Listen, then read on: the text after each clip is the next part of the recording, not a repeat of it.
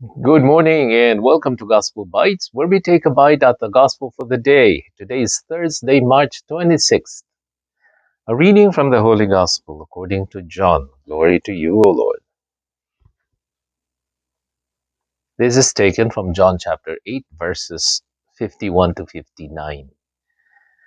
Jesus said to the people, "Very truly I tell you, whoever keeps my word will never see death."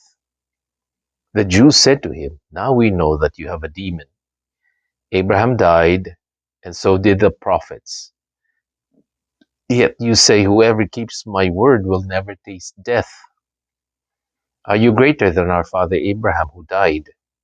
The prophets also died. Who do you claim to be?" Jesus answered, "If I glorify myself, my glory is nothing. It is my Father who glorifies me, he of whom you say he is our God, though you do not know him, but I know him. If I would say that I do not know him, I would be a liar like you. But I do know him, and I keep his word. Your ancestor Abraham rejoiced that he would see my day. He saw it and was glad." Then the Jews said to him, "You are not yet 50 years old, and have you seen Abraham?" Jesus said to them, "Very truly I tell you, before Abraham was, I am." So they picked up stones to throw at him. But Jesus hid himself and went out of the temple. The Gospel of the Lord. Praise you, Lord Jesus Christ. Okay. So the Jews now are ready to kill Jesus because he was not just um, healing on the Sabbath, but he was also calling himself God or equating himself as God. He said, "Before Abraham was, I am." I am was the name that God revealed, that God used to reveal himself. Well, when Moses asked him, "Who are you? What is your name?" And God said, "I am." So to the Jews, this is equivalent to saying that I am God. And you would understand the confusion of the Jews because all their lives they were raised believing that there is only one God. And imagine someone coming up and saying, "Well, you see, I'm God." No?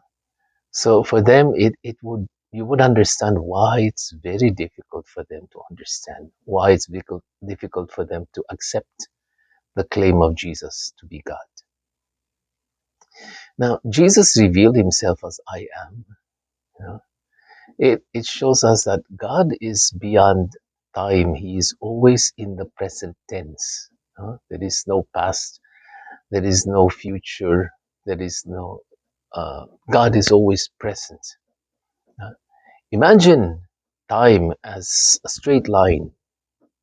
In that straight line, you have the past, the present, and the future. We're traveling from the past, we're in the present, and we have a future. So we're all bound by this line. Each one of us are walking on a line. uh, And so this time, which we call, uh, well, let's call it life. Each one of us has a certain length of life, length of time on this earth. Uh, we are born, we live, and then we die. Now, God is someone who is beyond time. Outside the line, there is no time, because time is only on that line. Time, matter, and space, they all travel through that line. But God is outside of that time, outside of the line. So he's kind of, he's all over the place. He is um, beyond. He's not bound or governed by time or space or matter. No? And so um, God is always present. He knows what is going to happen. He knows what's on the beginning of the line because he's not um, bound by that time. And when Jesus came, he kind of stepped on the line. There is this, the fullness of time, and the right time, Jesus stepped on the line. But since he is still God, he's still all knowing, he knows everything. His power and his actions are still eternal because he is God. Although he did enter time, you know, for 33 years, he was bound in that time. But being God, he's continually always living in and out of that life. So it's how we understand life and death. That when we die, we don't just we don't just cease to exist. We just step out of time. That there's no time anymore in heaven or in hell. It's eternity, meaning there is no more time. But we continue to exist. You know? This is contrary to the idea that we just are reduced to memory. So, oh, you're always in our hearts. You will forever be in our hearts. But our existence is much more than just memories. We are not reduced to memories. huh? So, um, God is beyond all of this. And to say that, well, God can only be what we know about Him. I can know everything about God. No, no. That's why I always invite people to attend retreats, to learn more about the Bible, read more about God, pray, because we can never know God enough.